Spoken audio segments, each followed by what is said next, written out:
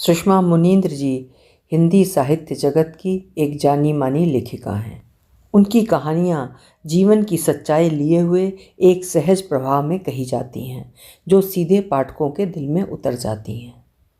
आज प्रस्तुत है उनकी लिखी हुई कहानी इस घर का हर शख्स परेशान सा क्यों है। प्रस्तुत है कहानी। कुल 2 दिन का उपचार और किसी का व्यक्ति से बॉडी बन जाना कितनी अजीब बात है ना। घर के इन 3 कमाऊ मूर्तियों ने मिथिला के प्रति न कभी चिंता जाहिर की, न आशंका। अब गहरे अचरज बल्कि सदमे में भरकर सोच रहे हैं, वो व्यक्ति से बॉडी कैसे बन गई। ठीक 48 घंटे पहले तक मजबूत चाल से चौं ओर चलते हुए घर को सुरक्षा दे रही थी, चीज़ों को नुकसान से बचा रही थी, दायित्वों को सही वक्त पर सही तरीके से संपन्न कर रही थी। ये भी हो सकता है मजबूत चाल से नहीं चल रही थी जिस तरह चला करती थी। कमाऊ मूर्तियों को बिल्कुल जानकारी नहीं है वो कब से उस तरह नहीं चल रही थी जिस तरह चला करती थी। रात का जब 1 बज रहा था, वो छाती में दबाव और घबराहट की सघनता झेल रही थी।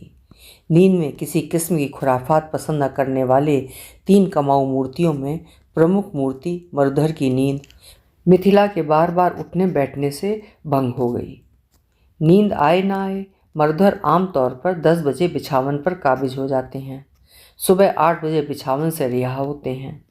मिथिला उनके सोने के बाद सोती थी, जागने से पहले जाग जाती थी। सोने से पहले तांबे के जग में 1 लीटर पानी भरकर उसमें 4 रुद्राक्ष डाल देती थी कि मरुधर सुबह की शुरुआत इस स्वास्थ्यवर्धक पानी के साथ करते हैं। उनके जागने से पहले चाय तैयार कर लेती थी कि उनकी चाय की तलब रोके नहीं रुकती है। मरुधर उसका सोना और उठना न जान लें, इस मुद्दे पर वो भारी सतर्कता रखती। जब कभी जान जाते, इल्ज़ाम तैयार। इतनी सुबह क्यों उठती हो? तुम्हारे उठने से मेरी नींद चौपट हो जाती है। मुझे पूरी नींद चाहिए। दिन भर चैम्बर में सांस लेने की फुर्सत नहीं मिलती। तुम तो दिन में सो लेती होगी। उन दिनों मिथिला ने खुद को घर बार से इतना न्यूट्रल नहीं किया था कि अपने पक्ष में ज़रूरी दलील न दे। देखे हैं मुझे दिन में सोते हुए। घरेलू काम में इतनी मेहनत और प्रेशर है कि मुझे भी सांस लेने की फुर्सत नहीं मिलती। तुम्हारे शरीर को कम नींद की ज़रूरत होगी, मेरे शरीर को अधिक है। ये बात दिमाग में बैठा लो। कई बातों की तरह उसने ये बात भी जहन में बिठा ली थी। बिना आहट किए बिछावन पर आती, बिना आहट किए उठ जाती। छाती में अफरा तफरी के बावजूद उसने आहट ना होने देने की कोशिश की, पर कुछ कोशिशें कामयाब नहीं होती। भंग नींद का रोष लिए मरुधर ने करवट बदली। मिथिला को आरोपी बनाते, किंतु मामला गंभीर लगा।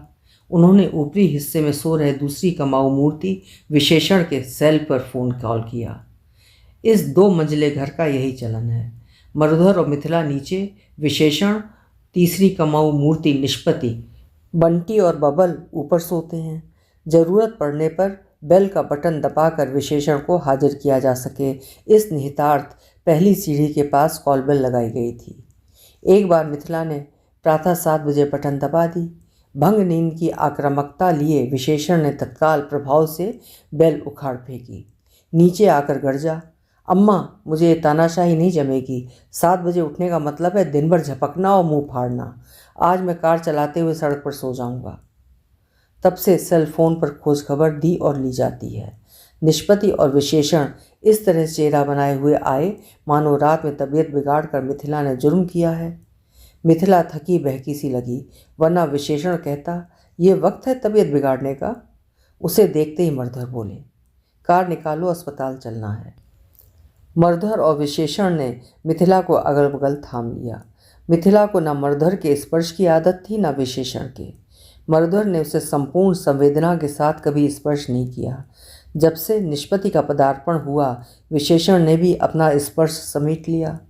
शिथिलता के बावजूद मिथिला दोनों मूर्तियों के स्पर्श से स्वयं को भरसक बचाते हुए अपने ही स्पर्श के बल पर खुद को साधने की चेष्टा कर रही थी।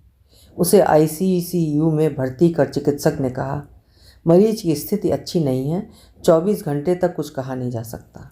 24 घंटे बीतने पर बोले, मरीज का विल पावर पुअर है, दवाइयाँ कितना रिस्पॉन्ड करेंगी कहा नहीं जा सकता। 48 घंटों की मियाद में मिथिला व्यक्ति से बॉडी बन रही थी। उधर मुंह औंघाए समीप बैठे पिता पुत्र एक दूसरे पर अभियोग लगा रहे थे। इन दोनों ने मिथिला पर इतने आरोप लगाए हैं कि खुद को सही और समझदार और सामने वाले को अल्प बुद्धि साबित करने की इन्हें आदत हो चुकी है। पापा, अम्मा इतनी बीमार हैं लेकिन आपको मालूम नहीं, आप उनको इतना नेग्लेक्ट क्यों करते हो? तुमने उन्हें कौन सा सम्मान दिया? हर बात पे जांच बैठा देते हो, ये नहीं किया तो उस तरह नहीं किया जिस तरह करना चाहिए। तुमने और निष्पत ने उन्हें एक फिलर मान लिया है कि जो काम कोई ना करना चाहे उन पर थोप दो। विशेषण ने वेधक दृष्टि से मरधर को विलोका। वो निष्पति को इस तरह सिया सुकुमारी बनाए रहता है कि उसको तर्जनी दिखाने का मिथिला साहस न करती थी। पापा इल्जाम लगाकर मानहानि किए दे रहे हैं। निष्पति को बीच में मत लाओ पापा। आप सुबह ठीक 9 बजे इस तरह चैम्बर के लिए भागते हो जैसे घर में रात नहीं सजा काटी है। 10 मिनट इधर उधर हो जाए तो अम्मा दोषी। अब चैम्बर कर्मचारियों के आश्रय छोड़कर अस्पताल में बैठे हो कि नहीं? क्लाइंट आने लगते हैं, ठीक वक्त पर चैम्बर जाना पड़ता है। तुम्हें इस सिद्धांत को समझना चाहिए और तुम और निष्पति जोड़ी बनाकर 11 के बाद चैम्बर आते हो। निष्पति को सजने में वक्त लगता है, तुम्हें उसके इंतज़ार में। यही कहते थे निष्पति योग्य है, चैम्बर का माहौल अच्छा बना देती है, इलेक्ट्रिक केटल में ग्रीन टी बनाकर थकान दूर कर देती है। अब निष्पति दुर्गुणों का भंडार हो गई। निष्पति को बीच में मत लाओ पापा। विशेषण तुम्हें सुनना पड़ेगा। घर एक है पर तुमने अपना अलग परिवार बना लिया है। मिथिला का दुख दर्द कभी नहीं पूछते थे, इसीलिए उनका विल पावर कमज़ोर होता गया। इधर आरोप प्रत्यारोप, उधर मिथिला की सांसें खारिज। मरधर और विशेषण फक हो गए। लगा एक किस्म की असुविधा में डाल दिए गए हैं। एम्बुलेंस में बॉडी लेकर घर आए। बाहरी बरामदे का ग्रिल गेट खुला था। 5 साल का बंटी व 3 साल की बबल लॉन में लगे चौड़े पटरे वाले झूले में चिलचिलाते घाम में लावारिस बने झूल रहे थे। बच्चे वक्त बेवक्त झूला झूलने चल देते थे। इस फिक्र में मिथिला दिन में भी ग्रिल गेट में ताला लगाती थी। विशेषण ने मरधर पर जो आरोप लगाए उसका धनात्मक असर है या महज अनुमान, लेकिन उनको लगा अब बहुत कुछ सुचारू न रह जाएगा। मरुधर ने विशेषण पर जो आरोप लगाए उसका धनात्मक असर है या खुला गेट खतरे की सूचना देता हुआ लगा कि उसे पहली बार निष्पति अव्वल दर्जे की मंदबुद्धि लगी। सेल फोन पर बता दिया था अस्पताल से आ रहे हैं, फिर भी घर खुला छोड़कर भीतर घुसी पता नहीं कौन सा हुनर संपन्न कर रही है। जरा होश नहीं, बच्चे झूले से गिर सकते हैं, धूप में बीमार हो सकते हैं, अपहरण हो सकता है। इस अनऑर्गेनाइज्ड कॉलोनी में ये सबसे उत्तम घर है। औसत कद वाले मर्द के बराबर ऊंचाई वाली मजबूत चौहद्दी से घिरे रईस परिवार से हर कोई अपनापा जोड़ने की जुगत में है। बंटी और बबल के लिए एम्बुलेंस कौतुक का विषय थी। दोनों झूले से कूद कर दौड़ पड़े। हलचल का आभास पाकर निष्पति ऐसे हाव भाव में बाहर नमूदार हुई मानो सप्ताह भर से व्यस्त थी। क्रंदन नहीं हुआ, लेकिन ताज़ा मौत की अपनी एक ध्वनि और गंध होती है। समूह भर मोहल्ले वाले, जिनमें महिलाएं अधिक थीं, जुहा गईं।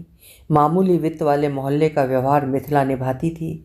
मरुधर का मेल मिलाप शहर के बिग शॉट्स से, विशेषण और निष्पति का साइबर एज वाले युवा जन से है। मोहल्ले की महिलाएं मिथिला के माध्यम से इस परिवार को जानती पहचानती हैं, पर ये 3 मूर्तियां नहीं जान रही थीं शोक व्यक्त करने आए ये लोग किस घर में रहते हैं, किस नाम उपनाम से जाने जाते हैं। अच्छी बात ये थी शोक अवसर पर संवाद नगण्य होते हैं। लोग 2 शब्द कहकर लौट गए। जीवन फिर भी थोड़ी फुर्सत इत्मीनान दे देता है, मौत नहीं देती। विद्युत जैसी त्वरा से संस्कार करने होते हैं। मिथिला को मुखाग्नि देते हुए मरुधर ने माना मिथिला को खारिज करते रहे हैं, पर कुछ तारीखों को खारिज नहीं कर पाए हैं। एक वो तिथि थी जब उच्च कुलीन ब्राह्मण की संस्कृत से बीए कन्या मिथिला का प्रस्ताव आते ही बाबूजी ने लपक लिया था। हम अच्छे ब्राह्मण नहीं हैं, ऊंचे ब्राह्मण की लड़की हमारे घर आए इसमें हमारी शोभा है। खूबसूरत नहीं है तो बदसूरत भी नहीं है। संस्कृत पढ़ी है मतलब बेल बॉटम वाली नहीं होगी, मतलब लिहाज कायदा जानती होगी। मरुधर सर्वनाश से गुजरे थे। अपने साथ विज्ञान स्नातक कर रही बेल बॉटम वाली चांद सी महबूबा से चाहते चला रहे थे। स्नातक के बाद ये LLB और वो MA करने लगी, क्योंकि विज्ञान दोनों से नहीं संभल रहा था।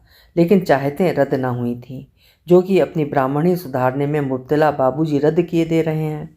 उन्होंने अम्मा के माध्यम से कहलवाया, मिथिला पसंद नहीं है।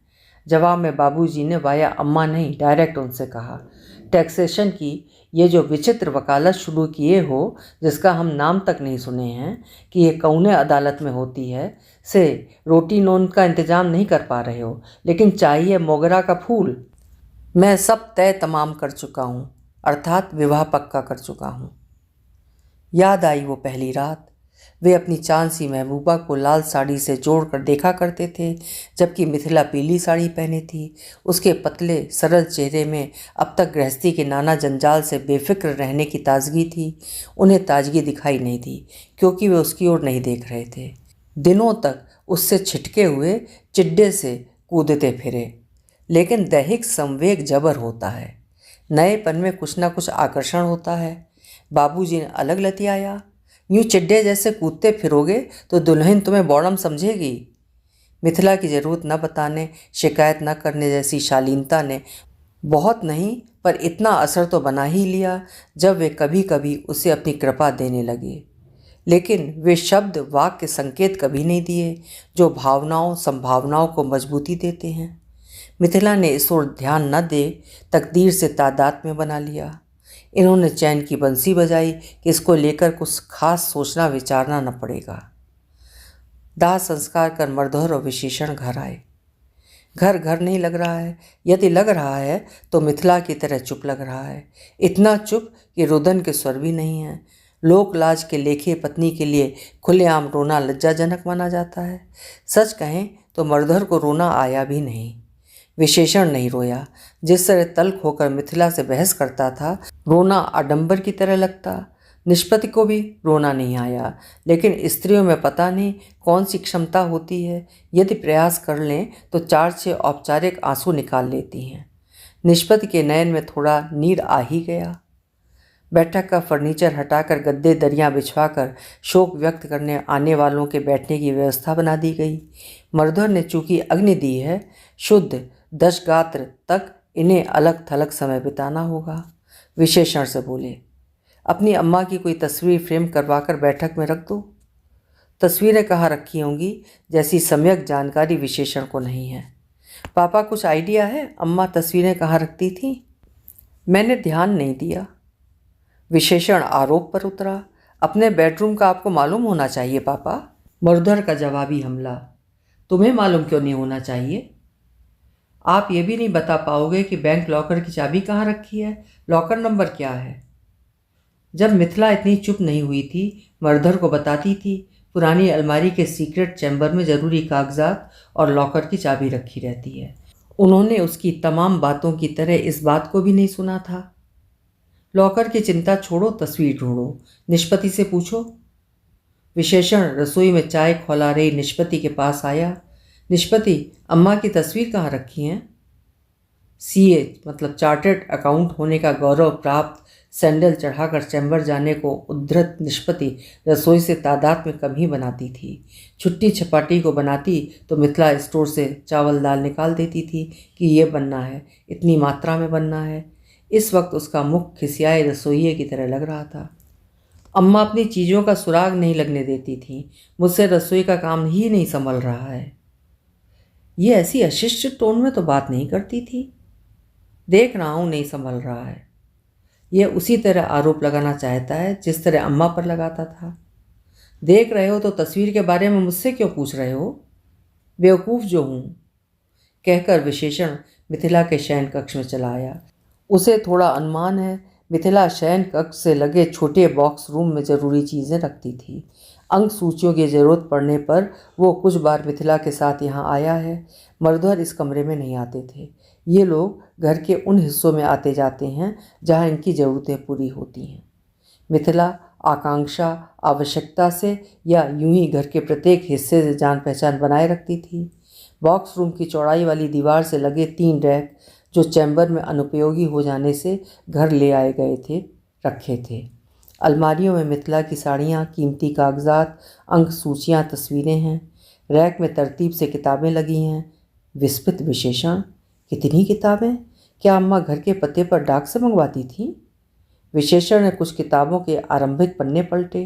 एक किताब के दूसरे पन्ने पर शीर्षक के ठीक नीचे मिथिला की हस्तलिपि में लिखा था, पहले भरोसा टूटता है, फिर उम्मीद टूटती है, फिर रिश्ते में कुछ नहीं बचता।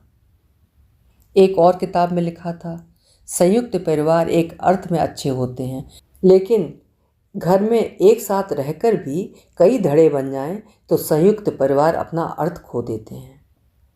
विस्मित विशेषण, अम्मा ने अपनी वेदना लिखी है या किताब के किसी अंदरूनी पन्ने की ये पंक्तियाँ उनके मर्म को यूं ही छू गईं कि उन्होंने उद्धरण के तौर पर लिख लिया।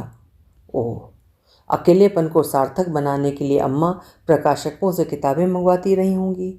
जो भाव उन्हें घर के सदस्यों से नहीं मिले या बाद में मिलना बंद हो गए, उन्हें किताबों में ढूंढती होंगी। किताबों की मदद से अपना एक व्यक्तिगत संसार रच लिया होगा। सीख रही थीं जीवन को कैसे विश्लेषित करें, कैसे व्याख्यायित कि जीने के लिए किसी के सहारे की ज़रूरत न पड़े। अब तो चुप रहने लगी थीं, लेकिन पहले कभी कभी औचक ऐसे वाक्य बोल देती जिनमें मर्म होता था। वो खींच जाता, अम्मा तुम बात को पता नहीं क्या का क्या बना देती हो, ना तुम्हारा इंटेंशन सही होता है ना इंटरप्रिटेशन। तुम घर संभालती हो तो हम तीनों चैम्बर संभालते हैं, अपना अपना काम कर रहे हैं, पर तुम्हारी तरह शाबाशी या सहानुभूति पाने के लिए नहीं, ड्यूटी समझकर करते हैं। पॉजिटिव अप्रोच रखो। निष्पत्ति के सम्मुख तौहीन होते देख मिथिला का मुख फक हो जाता। तुम क्यों नहीं रखते? सरल बात को मुद्दा बना देते हो। बेटा, जिस पर बीतती है उसकी इंटेंसिटी वही समझ सकता है, दूसरे सिर्फ महसूस कर सकते हैं, तुम वो भी नहीं करते। अम्मा की हस्तलिप देख विशेषण का दिल वाष्प की तरह हो गया। वाष्प को देख कर नहीं, छू कर ज्ञात होता है।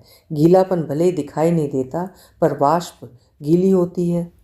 सीधे का मुंह कुकुर चाटे जैसी कहावत को सत्यापित कर वो सरल अम्मा पर दोष थोप खुद से बरी हो लेता था। कोने को छू रहे तीसरे रैक में चिकित्सक के 2-3 पर्चे और दवाइयाँ मिली।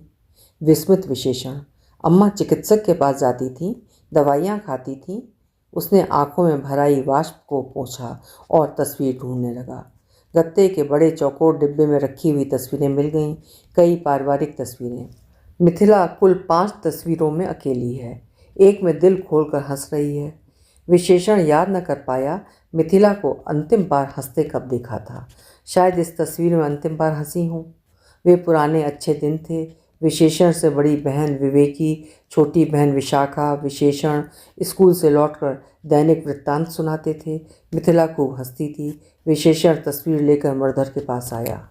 पापा, अम्मा कभी इस तरह हंसती थी? मरधर नहीं जानते वो कब हंसती थी, कब उदास होती थी। हंसती थी तभी तो ये तस्वीर है। विशेषण की इच्छा हुई कहे, प्रामाणिक तौर पर बताओ पापा, आप उनके पति थे? अम्मा अकेले में हंसती थी। कैसे जानते हो?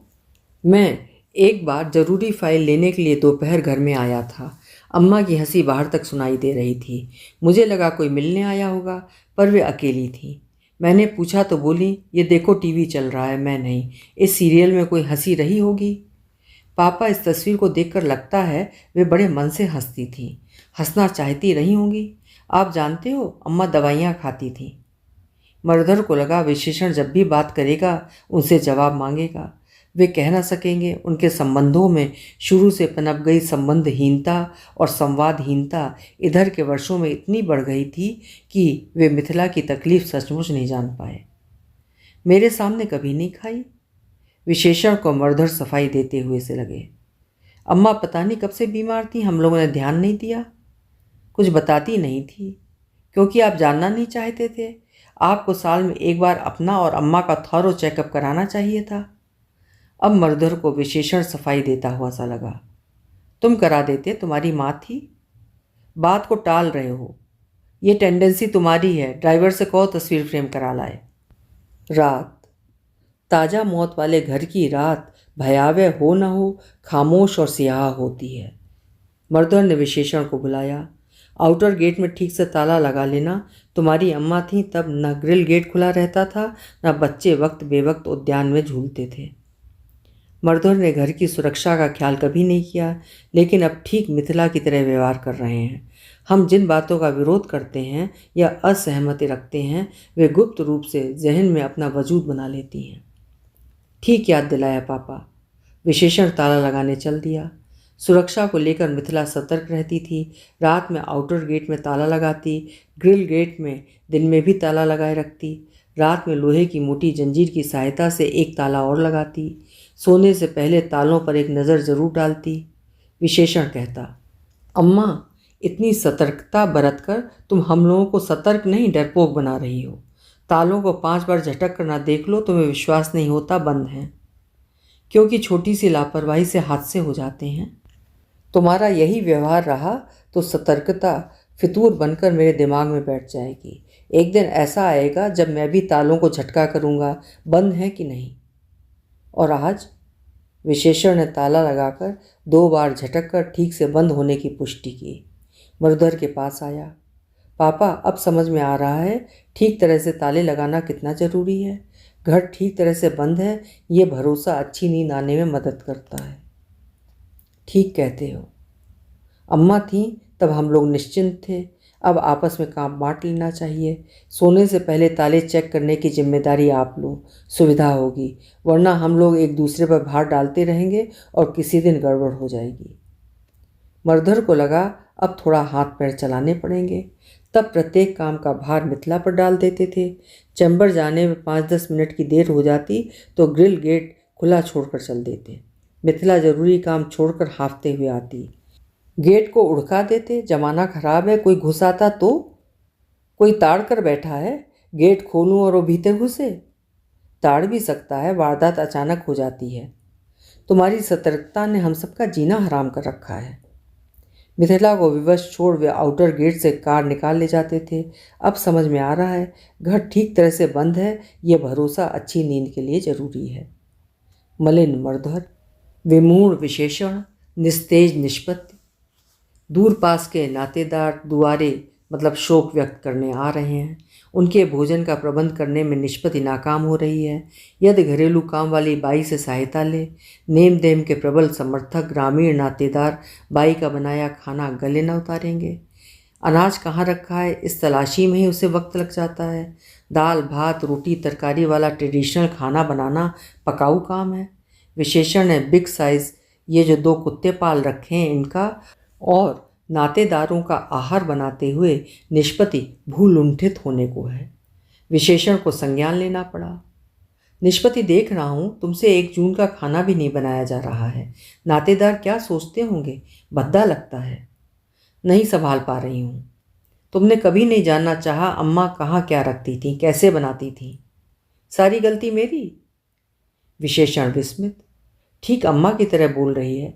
घर के लोगों को अपने विरुद्ध लामबद्ध होते देख वे हताश होकर कह देती थी, ठीक है, सारी गलती मेरी। किसी को सोचने का अवकाश नहीं था। इस तरह कहते हुए वे खामोशी की ओर बढ़ने लगी थी। विशेषण ने निष्पत्ति को हताश किया। गलती ये तो है ही, बच्चे भूखे हैं, अब तक खाना नहीं बना। क्या करूं? गलती मानने की आदत डाल लो। तुम ब्लेम करने की आदत छोड़ दो। नातेदारों के नियम विचार में अकेली पिस रही हूँ। विवेकी दीदी और विशाखा पता नहीं कब आएंगी। कोलकाता और मुंबई से आने में वक्त लगता है। चौथे दिन विवेकी, विशाखा 5वें दिन पहुंच सकी। इन्हें भी घर घर नहीं लग रहा है। यदि लग रहा है तो मिथिला की तरह चुप लग रहा है। दोनों हिलक कर रोईं। अब जाकर लगा इस घर में मौत हुई है। विशाखा ने मिथिला की खिलखिलाती तस्वीर को भर आँख देखा। मिथिला विशाखा के पास मुंबई गई थी, तब विशाखा ने तस्वीर ली थी।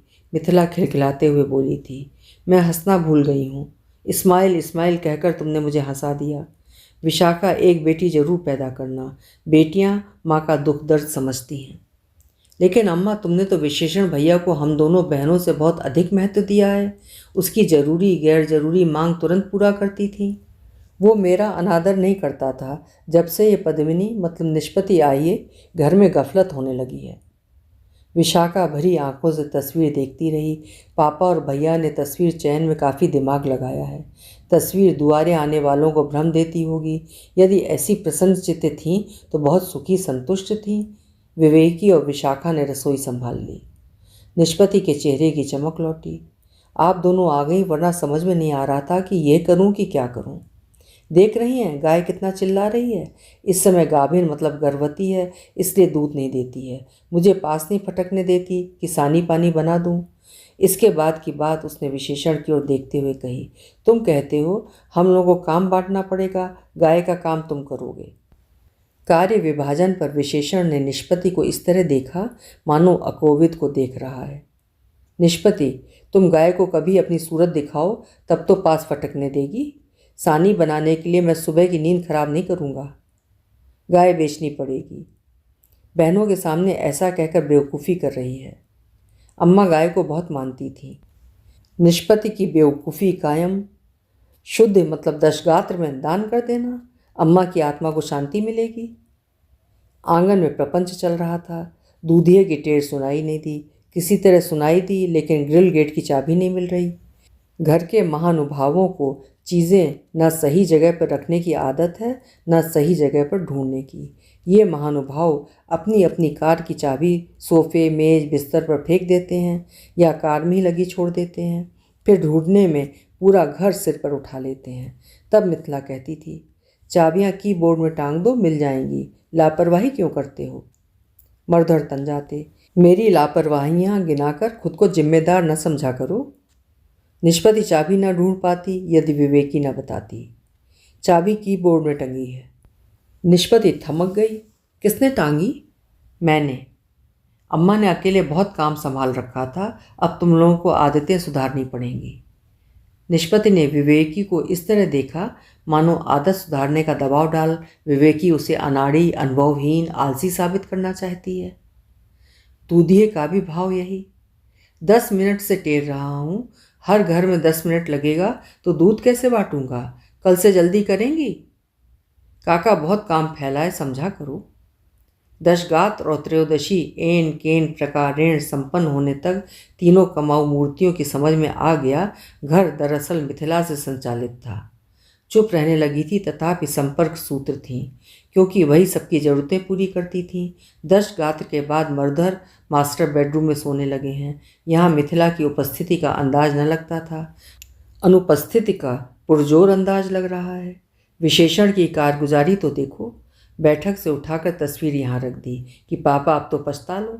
वे पछता रहे हैं या नहीं पछता रहे हैं, पर असुविधा से गुजर रहे हैं। मिथिला के कारण स्वास्थ्यवर्धक नाश्ता ठीक वक्त पर और मोजे, रुमाल, कपड़े, चश्मा ठीक जगह पर मिलते थे। कभी न मिलते वे जीवन भर की उसकी मेहनत को विफल कर विज्ञान स्नातक वाले अपने पहले और अंतिम प्रेम को लेकर गमज़दा हो लेते थे। संस्कृत पढ़ने वालों को तरीका नहीं आता। विज्ञान पढ़ने वाली लड़कियों की सोच वैज्ञानिक होती है, वे अपने दिमाग को खुला रखती हैं। इस पहले और अंतिम प्रेम को स्मरणीय बनाए रखने के लिए वे चैम्बर में इन्वॉल्वमेंट बनाते चले गए, यूं कि घर में रहते हुए भी घर में रहते हुए से नहीं लगते थे। घर में खुद के होने को महसूस नहीं करते थे, मिथिला के होने को महसूस करना नहीं चाहते थे। चैम्बर में देर रात तक काम करते देख किसी बुजुर्ग मुवक्किल ने कहा था, आपको 8 बजे तक घर चले जाना चाहिए। रात का खाना पूरे परिवार साथ खाए तो एक नियम बनता है कि इतने बजे तक सभी सदस्य घर आ जाएं। वे नहीं कह सकते थे। मिथिला के कारण शुरुआती सालों में घर से भागे फिरते थे, जो अब आदत बन गई है। मेरे पास काम ही इतना है, घर पर भी काम का दबाव महसूस होता है। अब लग रहा है मिथिला को थोड़ा समय, सहयोग, समीपता देनी चाहिए थी। 24 घंटों का लेखा जोखा लगाएं तो घर में रहते ही कितना है। सुबह 9 बजे से रात 9 बजे तक चैम्बर में रहते हैं, 12 घंटे। नींद आए ना आए, ठीक 10 बजे बिछावन पर नेस्तनाबूद हो, प्रातः 8 पर सक्रिय होते हैं, 10 घंटे। शेष 2 घंटों में नहाना, तैयार होना, खाना। यह कार्यक्रम इतना नियमित और द्रुत रहा कि मिथिला का ख्याल तक न आता था। पूरी ईमानदारी से न संबंध बनाए न संवाद।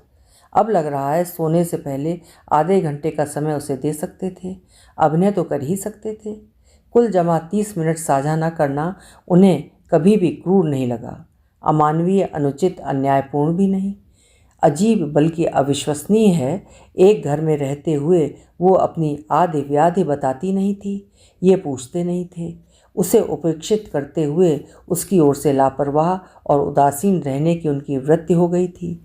दरअसल जिसे देखने जैसा देखना कहते हैं, वे उसकी ओर उस तरह देखते ही नहीं थे।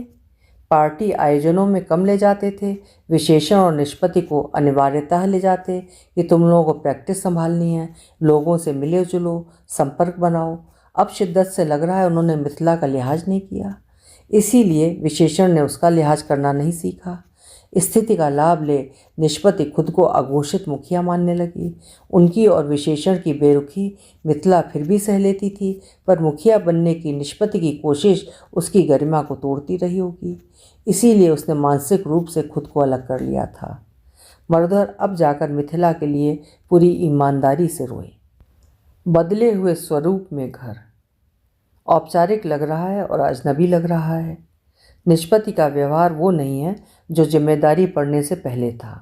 मरुधर को तांबे के जग में पानी, कटोरी में भिगोए हुए मेथी दाना, बादाम, मुनक्का, अंजीर नहीं मिल रही है। सही वक्त पर नाश्ता, सही जगह पर रुमाल, मोजे, कपड़े नहीं मिल रहे हैं।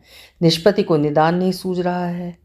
मरुधर और विशेषण को चैम्बर जाते देख उसे लगता है मिथिला के न रहने से सबसे अधिक वही ठगी गई है, सबसे अधिक खामियाजा उसे भुगतना पड़ रहा है। घर में रहने की मानसिकता नहीं, चैम्बर जाने का माहौल नहीं। विशेषण, मैं चैम्बर जाना चाहती हूँ। बच्चों और घर को कौन देखेगा? बड़ा कहते थे कि सीए लड़की को चुना है कि चैम्बर को रोशन करेगी।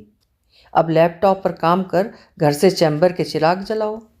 किताबों, फाइलों, डॉक्यूमेंट्स की ज़रूरत पड़ती है। तुम तो जानते हो पापा की निगहबानी में काम ना करो तो उन्हें लगता है काम ठीक तरह नहीं हो रहा है, कैसे क्या करना है उनसे पूछना पड़ता है। इस परिस्थिति में सिरफिरी को चैम्बर दिख रहा है। पापा ने कहा है अब तुम घर संभालोगी, और पापा से कितने साल से तो पूछ रही हो, अब कब तक ट्रेनी बनी रहोगी? अब केयर टेकर बन जाती हूँ। पहले थोड़ा बहुत बन जाती तो अम्मा पर इतना झबार ना पड़ता। जब से तुम आई उनका बीपी हाई रहने लगा था। तुम लो कर देते, उनसे इतना लड़ते थे। बेवकूफ़ था जो तुमको डिफेंड करने के लिए उनकी इंसल्ट कर देता था। सुनो, मैं बचपन से उनसे लड़ता आया हूँ, पर उनका बीपी नॉर्मल रहता था। तुम बिल्कुल लिहाज नहीं करती थी। इसे धोबी पछाड़ कहते हैं। तुम्हें या पापा को लिहाज करते देखती तो करती। तुम दोनों ने मिलकर उन्हें मानसिक रोगी बना दिया था, अब मुझे बना दो। जिस तरह कुकिंग, बिगड़ी आदत वाले 2 बच्चे, तुम्हारे 2 कुत्ते, गऊ मैया दान में चली गई, वरना उसका भी झबार मेरे ऊपर पड़ गया है। मेंटल होने में देर नहीं लगेगी। तुम ही कहती थी आजकल की लड़कियां इन लॉज के साथ नहीं रहना चाहती। मैं रहकर कितना बड़ा समझौता कर रही हूँ। निष्पत्ति, तुम्हारी टोन ऐसी रहती थी जैसे अम्मा हम लोगों को सुविधा दे ही नहीं रही हैं, हमसे ले रही हैं, या सुविधा देती हैं पर अड़चन और अड़ंगे बहुत डालती हैं। वे नहीं समझती थी हम लोग की लाइफ स्टाइल अलग है। वीक डेज़ पर हम लोग चैम्बर में कितना काम करते थे। रिलैक्स होने के लिए संडे को बाहर खाने चले जाओ तो डराने लगती थी, बाहर खाने से सेहत बिगड़ती है। रात 9 बजे तक घर लौट आओ। ये छोटा शहर है पर यहाँ भी वारदातें होती हैं। अब अम्मा नहीं है, जाओ शहर घूमो। बंटी और बबल को समय पर स्कूल के लिए तैयार कर नहीं पाती हो, रोज़ लेट होते हैं। अम्मा ने इनकी आदतें बिगाड़ दी हैं। ब्रश कराने में 1 घंटा लगता है। जंग जारी रहती लेकिन बंटी ने हस्तक्षेप किया। पापा तुम अम्मा से लड़ते थे, अब मम्मा से लड़ रहे हो। अनुमोदन में बबल, पापा तुम लड़ते थे इसीलिए अम्मा मर गई। अम्मा कब तक मरी रहेंगी? बच्चे अक्सर ऐसा सच बोल देते हैं जो बहुत अधिक सच होता है। विशेषण को शर्म आई। निष्पत्ति ने मुझे अम्मा से दूर किया और ऐसी खूबसूरती से किया कि दृश्य में आए बिना मंगल बनाती थी। छटा हुआ मैं अम्मा को पॉजिटिव अप्रोच रखने की सलाह देता था। यह चैम्बर से तशरीफ़ लाते ही, अम्मा पापा को नींद आ रही है, हम लोग थोड़ा ठहर कर इत्मीनान से खाएंगे, कहकर खाना अपने कमरे में समेट ले जाती थी। सूत से बंधा मैं इसके पीछे चल देता। ख्याल ना आता था अम्मा से 2 बात कर लूँ। ये खुद को बड़ा शालीन और स्फूर्त दिखाती थी। अब देख लो बात बात में किस तरह युद्ध रच रही है। निष्पत्ति को गुस्सा आया। बंटी और बबल अम्मा के फरमाबरदार बन रहे हैं। अम्मा ही धुन में थीं। शादी को इतने साल हो गए, बच्चे क्यों नहीं हो रहे हैं? इसके हो गए, उसके हो गए, सबके हो गए, मेरे हो गए तो इनकी आदतें बिगाड़ कर चलती बनी। बबल, डिसिप्लिन में रहो वरना पिटाई होगी। निरुपाय निष्पत्ति ऐसी जगह चली जाना चाहती है जहाँ एक छोटी सी जिम्मेदारी भी उस तक ना पहुँचे। घरेलू काम में बड़ी मेहनत और दबाव है। दूध उबालने, ठंडा करने, दही जमाने, शेष दूध को फ्रिज में रखने जैसे मामूली काम में कितना समय और समझ लगानी पड़ती है। दूधिया कितने बजे आएगा, मेड कितने बजे आएगी, और ना आने पर जो कठिनाई होती है मस्तक गरमा देती है। निष्पत्ति नहीं जानती बिगड़े मिजाज वाले बंटी और बबल को अम्मा दिन भर कैसे संभालती थीं, कैसे स्कूल के लिए तैयार करती थीं, कैसे खिलाती थीं। वो जब बिस्तर छोड़ती बच्चे स्कूल जा चुके होते थे। उद्यान में मौसम के अनुसार लौकी, कुमड़ा, पालक, टमाटर उपजाकर सब्जियों का सूप और देनू का दूध मिलाकर बच्चों को अम्मा ऐसा सात्विक बना गई हैं कि बाजार से कुछ मंगाओ तो मिर्च मसाले से सात्विकों की जीभ जलती है, जबकि रहना इन्हें इसी सिंथेटिक माहौल में है। केमिकल और कैल्शियम कार्बाइड खाए बिना पेट न भरेगा। दमन चक्र में निष्पत्ति जल्दी उठ रही है, स्कूल के लिए बच्चों को तैयार कर रही है, अब नाश्ता अब खाना बना रही है। स्कूल से लौटे बच्चे पुकार रहे हैं पर ग्रिल गेट की चाबी नहीं मिल रही है। निष्पत्ति सुस्ताना चाहती है पर ये किस ऊतक के बने बच्चे हैं, दिन में न झपकते हैं न झपकने देते हैं। इनके इतने प्रश्न जवाब कौन दे। गजब देखो, इन्हें दूधिये से लिया गया दूध पसंद नहीं, मर्दहर और विशेषण को मेड के धोए वस्त्र पसंद नहीं कि डिटर्जेंट ठीक से नहीं छुड़ाती। लो लैपटॉप में कुछ कर रही थी, इधर दोनों बच्चों ने पता नहीं कहाँ से निकाल कर मलेरिया की पुरानी गोलियां खा लीं। मालूम नहीं क्या हो जाता यदि वमन में गोलियां न निकलती। मर्दहर को आपत्ति करनी पड़ी। निष्पत्ति इतनी लापरवाही, बच्चों को कुछ हो जाता तो? पापा, मैं अम्मा की तरह चक्रगिन्नी से इनके पीछे नहीं घूम सकती। ये तो चैम्बर में ऐसे श्रेष्ठ रूप में प्रस्तुति देती थी कि वे इसके प्रशंसक बन गए हैं। निष्पत्ति के व्यवहार से उनका चेहरा बेरौनक हो गया। अब उनके चेहरे में रौनक, व्यवहार में फिटनेस नहीं दिखाई देती।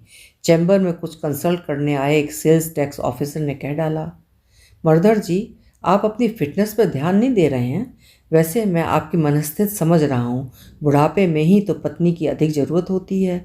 वो बिना बताए समझ जाती है कि हमें क्या चाहिए। बहू से नहीं कह सकते घुटने में तेल मल दे या आज मुंगौड़ी खाने की इच्छा है। बिना बताए बहू कैसे जाने कि हम क्या चाहते हैं। मर्दहर को अधिकारी की बात महत्वपूर्ण लगी। स्वीकार किया, बातों को ध्यान से सुनना चाहिए। बातों के कुछ ज़रूरी अर्थ होते हैं। वे नहीं सुनते थे, इसलिए मिथिला ने बताना छोड़ दिया। ठीक कहते हैं सर, अपना ध्यान रखिए, लोगों को आपकी ज़रूरत है। टैक्सेशन में इस ज़िले बल्कि पूरे डिवीज़न में आपका मुकाबला नहीं है। हम लोगों को भी कभी कभी आपसे ओपिनियन लेनी पड़ती है। वर्कलोड बहुत है, थकने लगा हूँ। अधिकारी ने वहीं बैठे विशेषण से कहा, विशेषण अपने पापा का ध्यान रखो। विशेषण ने मर्दहर को देखा, सचमुच थके हुए लग रहे हैं। पापा के काम अम्मा इतनी नियमितता से करती थीं कि पापा का वक्त, ऊर्जा, एकाग्रता जाया नहीं होती थी। जितना काम करना चाहते थे रोज़ उससे अधिक करते थे। पापा को पूरी नींद, आराम, सुकून देना पड़ेगा। घर आकर उसने निष्पत्ति को ज्ञान दिया। निष्पत्ति, पापा अकेले पड़ गए हैं। निष्पत्ति अब इस तरह बोलती है कि विरोध जरूर दिखाई दे। अम्मा थी तब भी तो अलग थलग पड़े रहते थे। अम्मा उनकी ज़रूरतों का ध्यान रखती थी क्योंकि वे उनकी पत्नी थीं। तुम उनका ध्यान नहीं रखती। बहू हूँ, उनकी पत्नी नहीं बन जाऊंगी। विशेषण और निष्पत्ति को आभास नहीं है मर्दहर को गहरी नींद नहीं आती। वे लघुशंका के लिए आंगन से होकर शौचालय जाते हुए आंगन में गूंज रही तेज आवाज़ सुनकर ठिठके खड़े हैं। जजमेंटल होकर बातें मत करो निष्पत्ति। अम्मा जिस तरह अचानक चली गईं, मुझे मौत से डर लगने लगा है। उनके न रहने से तुम चैम्बर नहीं जा पा रही हो। पापा का फिट रहना ज़रूरी है। मुझे अभी उनसे बहुत कुछ सीखना है। लोग उन पर ट्रस्ट करते हैं, मुझ पर नहीं। जबकि मैं सीए हूँ, वे सिंपल एलएलबी। पर उनका ज्ञान इतना ज़बरदस्त है कि वे इस शहर नहीं बल्कि पूरे डिवीज़न के लिए ब्रांड नेम बन गए हैं। बड़ी बड़ी कंपनियों के केस पापा के पास हैं। तुम तो जानती हो, ऑफिसर भी कुछ केस में पापा से कंसल्ट करते हैं। पापा की फिटनेस हमारे लिए एसेट है। वे हेल्दी नहीं रहेंगे तो क्लाइंट टूटकर दूसरे वकीलों के पास चले जाएंगे। आंगन में संतरण कर रही आवाज़ें और ठिठके खड़े मर्दहर। उनकी फिटनेस एसेट, फिट रहकर अधिक से अधिक कमाकर इनके लिए थाती जोड़ें। मिथिला जब चुप नहीं हुई थी तो कहती थी, तुम्हारा वजन बढ़ रहा है, सुबह जल्दी उठकर बगीचे में टहला करो। सुबह की धूप सेहत के लिए अच्छी होती है। वे चित्त न देते। मैं अपने काम में पूरा एग्जीक्यूशन दे रहा हूँ, मतलब फिट हूँ। बढ़ती उम्र में अच्छी सेहत एसेट की तरह होती है, सेहत का ध्यान रखना चाहिए। अब विशेषण उनकी सेहत को एसेट बता रहा है। मिथिला के भाव में फिक्र थी, विशेषण के भाव में स्वार्थ है। वे शयन कक्ष में आ गए। मिथिला की तस्वीर खिलखिला रही है।